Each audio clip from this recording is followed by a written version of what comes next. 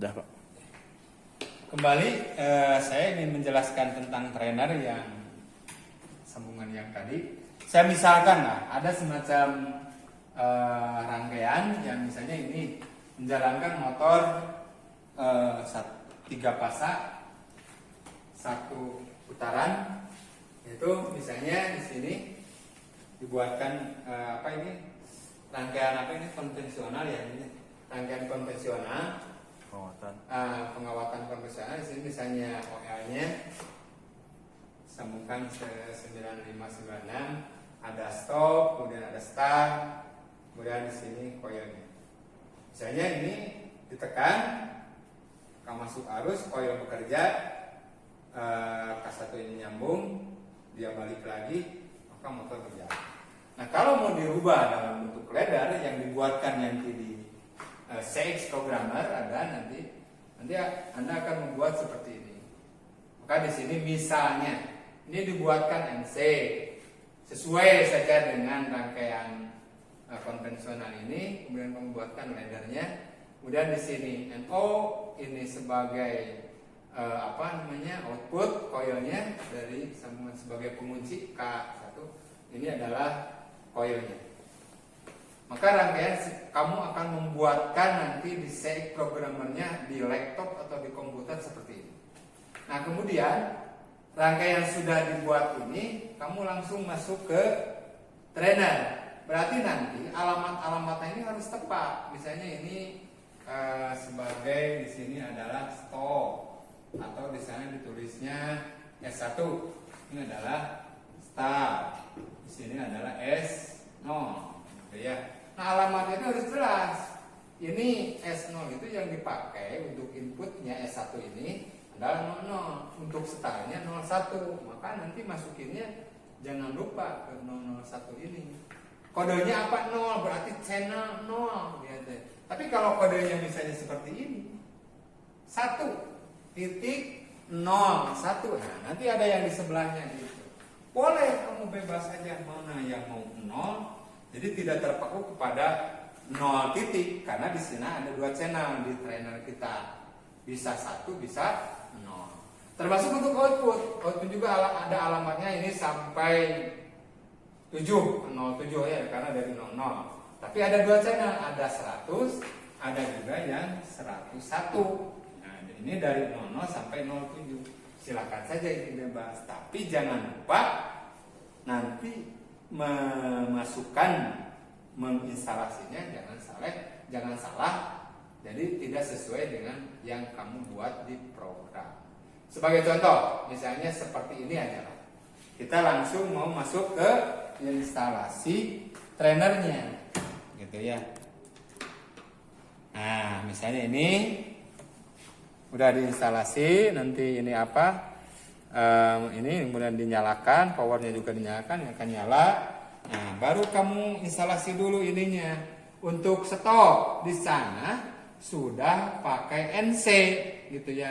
Jadi kalau misalnya ladder sesuai dengan rangkaian yang konvensional, berarti di sininya harus semuanya itu masuk ke NO. Meskipun di sini NC, di sininya harus NO semuanya.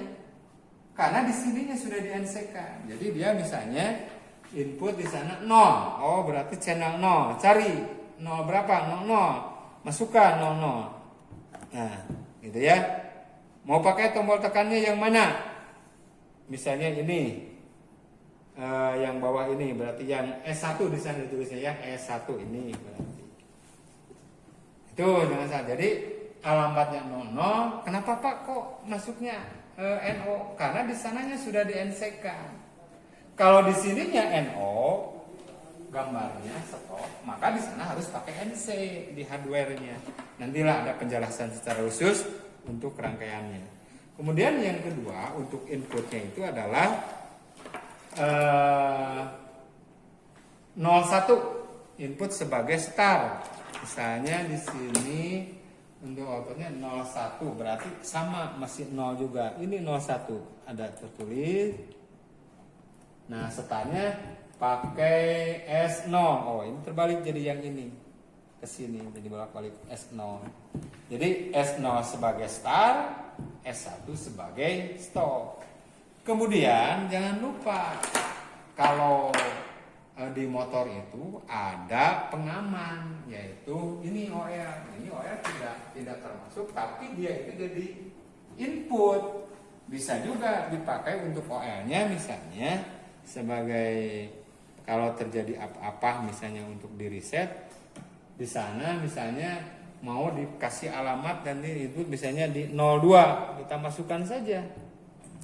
Nah, misalnya mau pakai yang togel, misalnya berarti S2. Nah, jadi meskipun di ledar ini tidak ada, tapi OR-nya tetap terpakai karena nanti pakai kontaktor. Ya. Di antaranya seperti ini rangkaiannya. Ya. Kemudian untuk outputnya sebagai indikator, kalau kenyataannya menantikan di motor ya, ada rangkaian khusus sendiri, rangkaian instalasi motornya.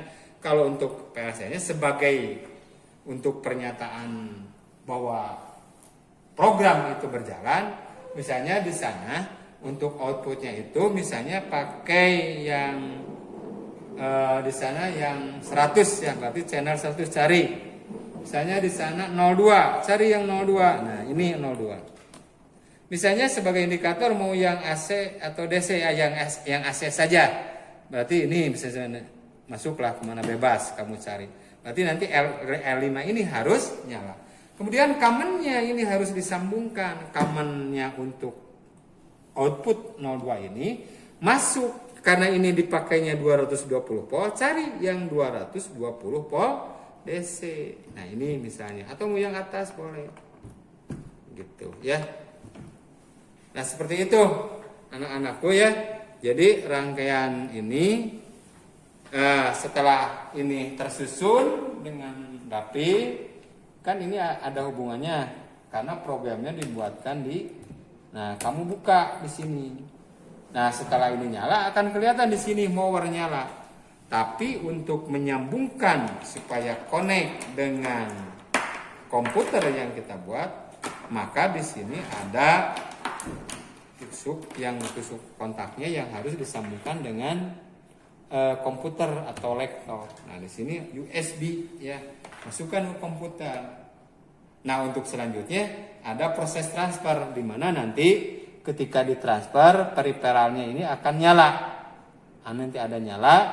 Nah, nanti di praktek kenyataannya ini untuk instalasi saja. Kemudian ketika selesai, maka ketika kamu bekerja nanti RAM juga akan menyala. Ini dimasukkan ke laptop atau USB.